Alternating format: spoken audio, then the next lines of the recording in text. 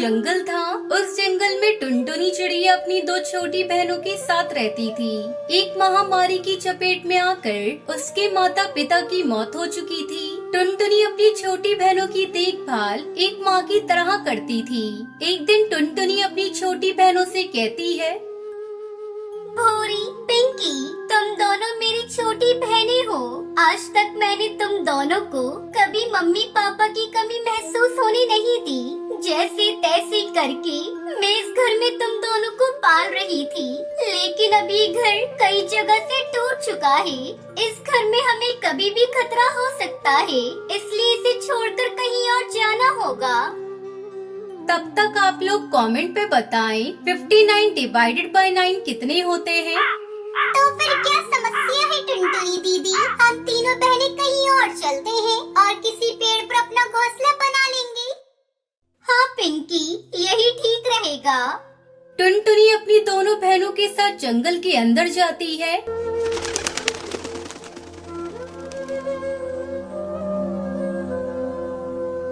अचानक पिंकी को दो फलदार पेड़ नजर आते हैं। उन पेड़ों के बीच में एक सूखा हुआ पेड़ भी था। अरे टुनटुनी दीदी, मैं तो इसी अनार के पेड़ पर अपना घर बनाऊंगी और मजे से अनार खाऊंगी। भूरी मेरी बहन, तू तो कुछ बोल, क्या मैं तेरे साथ रह सकती हूँ? नहीं दीदी, मैं तुम्हें अपने साथ नहीं रख सकती। मैं तो इसी आम के पेड़ पर अपना घर बनाऊंगी और मजे से आम खाऊंगी। टुनटुनी अब करती भी क्या, उसके लिए दोनों बहनों की खुशियाँ मायने रखती थी। ठीक है मेरी प्यारी बहनों, तुम्हारी खुशी में ही मेरी खुशी है। मैं इस सूखे पेड़ में रोज पानी डालूंगी और जब ये हरा भरा हो जाएगा तब मैं इस पेड़ पर अपना घर बनाऊंगी। टुनटुनी रोज उस पेड़ को पानी देने लगी। तभी उस पेड़ में से रोने की आवाज आती है। तुम क्यों रो रहे हो पेड़? मुझे अपनी परेशानी बताओ, शायद मैं तुम्हारी मदद कर सकूं। बहुत साल बीत गए, कोई पक्षी मेरी डाल पर नहीं बैठता क्योंकि मैं सूखा था, न फल आते थे। तुमने मुझे पानी दिया, मेरा ध्यान रखा। तुम मेरी डाल पर अपना घर बना सकती हो और उसमें रह सकती हो। अभी कुछ ही दिन बीते थे कि उस सूखे पेड़ पर नई नई हरे पत्ते आ जाते हैं। समय बीतने लगता है और एक दिन उस पेड़ पर बड़े बड़े लाल लाल सेब लग जाते हैं। ये देखकर टुनटुनी बहुत खुश हो जाती है और उस पेड़ पर अपना घर बनाकर रहने लगती है। उधर वो बहनें अपने पेड़ को कभी पानी नहीं देती थी। जल्दी उनका पेड़ सूख गया, सारे पत्ते झड़ गए। और फिर गर्मी मुझसे बर्दाश्त नहीं हो रही है। भूरी, अब हम क्या करें? पेड़ तो सूख गया, 2 दिनों से हमने कुछ खाया भी नहीं। भूख और गर्मी से तो मैं मर जाऊंगी। मैंने भी 2 दिनों से कुछ भी नहीं खाया। देखो ना, मेरा भी पेड़ कैसे सूख गया। अपनी बहनों की ये बातें सुनकर टुनटुनी को उन पर दया आ जाती है। पिंकी, अरे भूरी पिंकी, तुम दोनों का कष्ट मुझसे देखा नहीं जा रहा है। मैंने तुम्हें मम्मी पापा के मरने के बाद अपने बच्चे की तरह पाला है। मैं तुम्हें भूखे मरते नहीं देख सकती। जो हो गया उसे भूल जाओ और तुम दोनों मेरे साथ चलो। हम तीनों एक साथ रहेंगे। मेरे पास रहने और खाने की कोई कमी नहीं है। अपनी बड़ी बहन की बातें सुनकर दोनों छोटी बहनें शर्मिंदा हो जाती हैं। हमें माफ कर दो दीदी, हमने आपके साथ बहुत गलत किया। हम भटक गए थे दीदी। टुनटुनी अपनी बहनों को माफ कर देती है। फिर अपनी दोनों बहनों के साथ उस सेब के पेड़ पर खुशी खुशी रहने लगती है।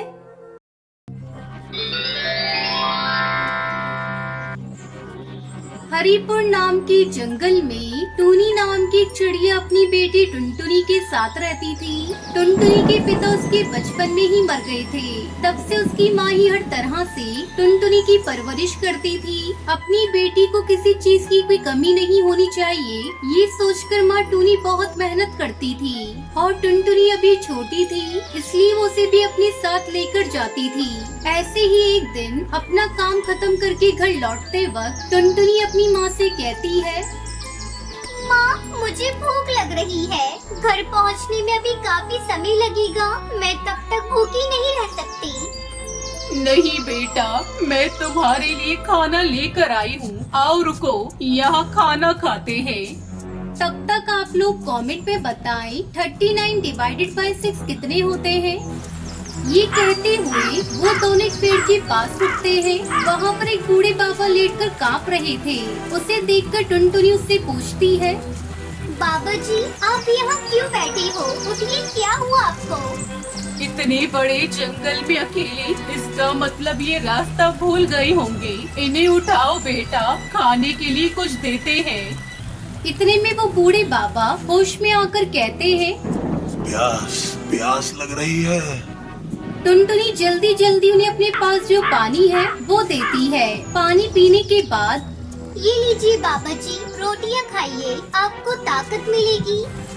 ये कहते हुए वो अपनी सारी रोटी उस बूढ़े बाबा को दे देती है और खुद भूखी रहती है। वो बाबा उन रोटियों को एक चुटकी में खा लेता है। कुछ ज्यादा ही भूखे लग रहे हो बाबा जी, ये लो, ये भी खा लो।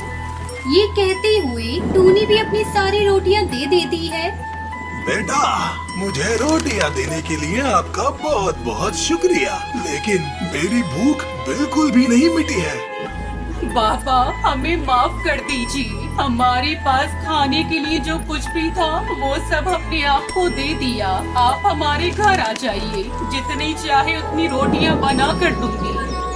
मेरी माँ जो बात कहती है वो करके दिखाती है बाबा जी। मुसीबत में पड़े लोगों की मदद करनी चाहिए। ये बात भी मुझे माँ ने ही सिखाई थी। वो आपकी मदद जरूर करेंगी।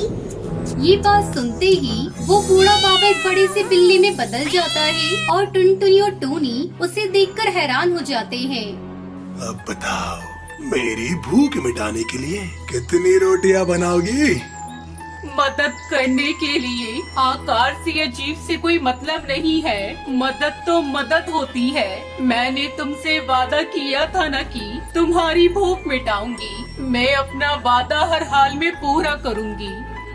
ये कहते टूनी अपने घर जाकर एक टोकरी भर की रोटियां बनाकर लाती है, लेकिन वो बिल्ला उन सारी रोटियों को एक ही बार में खत्म कर देता है। मेरी भूख अभी कम नहीं हुई है, और रोटियां लाओ। फिर से टूनी घर जाकर अगले दिन सुबह 2 टोकरियां भरकर रोटियां लेकर आती है। वो उन रोटियों को भी एक ही बार में खा लेता है। मेरी भूख अभी भी कम नहीं हुई है। अगले दिन 5 टोकरियां भर की रोटियां बनाते ही घर में सारा आटा खत्म हो जाता है। अब तो घर में भी आटा खत्म हो गया है माँ। अभी भी बिल्ला भैया की भूख नहीं मिटी तो हम क्या करेंगे? बेटा, अगर मुझे कुछ हो जाए या बिल्ला मुझे सजा दे तो तुम अपना ख्याल रखना। बेटा, वो बस तुम्हें कुछ न करे, यही काफी है। ये कहते हुए टूनी अपनी बेटी को पास बिठाकर रोने लगती है। इतने में वो बिल्ला उनके घर आता है। मैं तुम्हारे पास ही आ रही थी। ये लो, 5 टोकरी रोटियां हैं। इन्हें खाने के बाद भी अगर तुम्हारी भूख नहीं मिटी तो और रोटियां बनाने के लिए मेरे पास आटा नहीं है। अब तुम मुझे जो चाहे वो सजा दे सकते हो। इतना सुनते ही वो विशाल बिल्ला एक परी चिड़िया के रूप में बदल जाती है। आप लोगों के कितने अच्छे दिल हैं। मैं आप लोगों से मिल पाई हूँ। मुझे इस बात की बहुत खुशी है। मैं आप लोगों की परीक्षा लेने के लिए आई थी। आप लोगों के बारे में जानने के लिए मैंने वो राक्षसी रूप लिया था, लेकिन आपने अपनी जुबान की खातिर अपना सब कुछ मुझे दे रहे थे। आप लोगों की अच्छाई मदद करने के हृदय के लिए मैं आपको एक इनाम देना चाहती हूँ। ये कहते हुए एक रोटी बनाने वाली मशीन को जादू से बनाकर वो उन्हें दे देती है। ये एक रोटियां बनाने वाला यंत्र है। इससे रोटियां बनाने के लिए आपको इसमें आटा डालने की भी जरूरत नहीं है। बस इसे अपने हाथ से घुमाते जाओ और इसमें से रोटियां निकलती जाएंगी। इसकी मदद से आपको कभी खाने की कमी नहीं होगी और जिंदगी आराम से कटेगी। इससे आप दूसरों की मदद भी कर सकती है। ये कहते हुए वो देव परी चिड़िया वहाँ से चली जाती है। उसके बाद टोनी उस यंत्र को इस्तेमाल करके अपने व्यापार को शुरू करती है। उसने जैसा सोचा था कि वैसे ही टुनटुनी को एक अच्छे स्कूल में पढ़ाती है। ऐसे ही बहुत सारे गरीब पक्षियों की भूख भी मिटाती रहती है।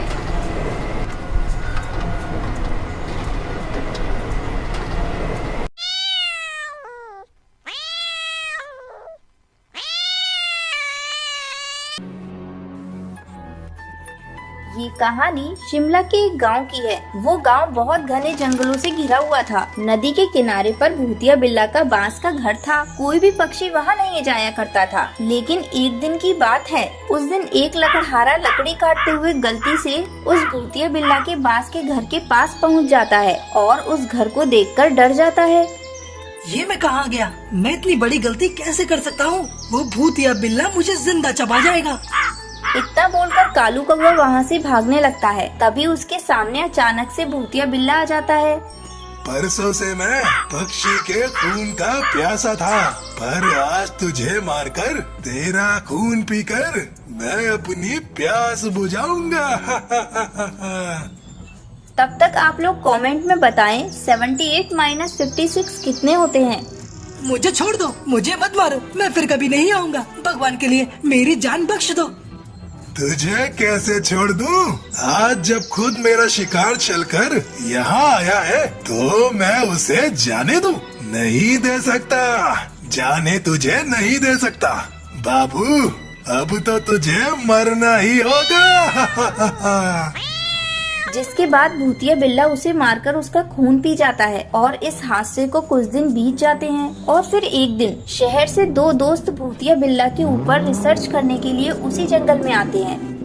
अपनी मंजिल पर पहुंच ही गए। अब हम यहाँ रिसर्च करेंगे और पूरी दुनिया को भूतिया बिल्लियों का सच बताएंगे। हाँ यार, तूने सही कहा। मैं कब से इस दिन का इंतजार कर रहा था। मैं तो अभी से ही बहुत एक्साइटेड हूँ कि कब सुबह हो और उस जंगल में जाएं।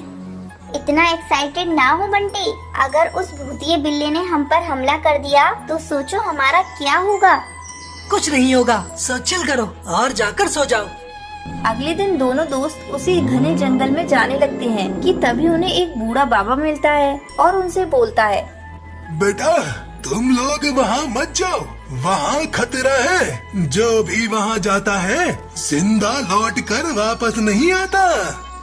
बाबा, हमारा काम ही भूतिया बिल्लियों की आत्मा पर रिसर्च करना है, तो आप हमारी चिंता मत करिए। तुम लोग नहीं मानोगे, ठीक है फिर चले जाओ, लेकिन उससे पहले तुम ये लॉकेट पहन लो, ये तुम लोगों की रक्षा करेगा, रक्षा।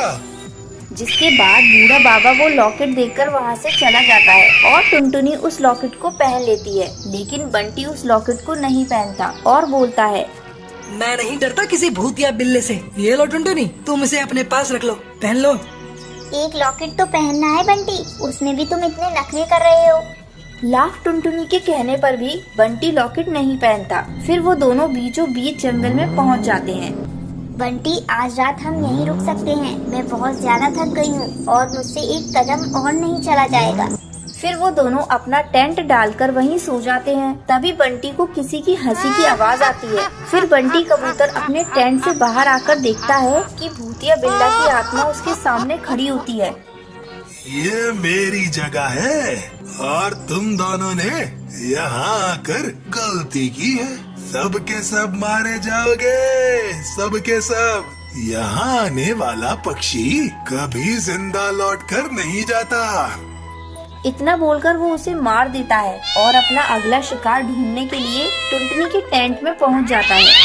कौन हो तुम और क्यों पक्षियों को मार रहे हो? आखिर क्या बिगाड़ा है पक्षियों ने तुम्हारा? क्यों तुम यहाँ मौत का तांडव कर रहे हो? मैं तुझे ये सब क्यों बताऊं? और तू कौन है बे मुझसे ये पूछने वाली? मैं एक्सपर्ट हूँ और मेरे पास आत्माओं को बोतल में कैद करने की पावर है। अगर तूने मुझे सच नहीं बताया तो मैं इसी वक्त तेरा खात्मा कर दूंगी। जा जा, मैं तेरी इन खोखली धमकियों से नहीं डरता। रुक रुक, मैं तुझे अभी सबक सिखाती हूँ। इतना कहकर टुनटुनी अपना लॉकेट निकालती है, जिसे देखकर भूतिया बिल्ला डरकर बोलने लगता है, रुको, मैं सब बताता हूँ। मेरा नाम बिल्लू बिल्ला था। कई साल पहले मैंने नदी के किनारे बांस का घर बनाया और उसमें रहना शुरू कर दिया। लेकिन एक दिन जंगल से दो डाकू गुजर रहे थे। वो मुझे मारकर वहाँ से भाग गए। इसलिए मैं पक्षियों को मारकर अपनी मौत का बदला ले रहा हूँ। मैं मानती हूँ तुम्हारे साथ गलत हुआ, लेकिन अब तुम यहाँ से अपनी दुनिया में वापस चले जाओ। नहीं, मैं नहीं जाऊँगा। ये मेरा बांस का घर है, मैं हमेशा इसी में रहूँगा। टुनटुनी चिड़िया के बार बार समझाने पर भी भूतिया बिल्ला की आत्मा नहीं मानती। जिसके इसके बाद टुनटुनी अपनी लॉकेट की शक्ति से उसे कांच की बोतल में कैद कर लेती है और उसे एक जमीन में गाड़ देती है और उसके बाद टुनटुनी चिड़िया वापस अपने जंगल चली जाती है।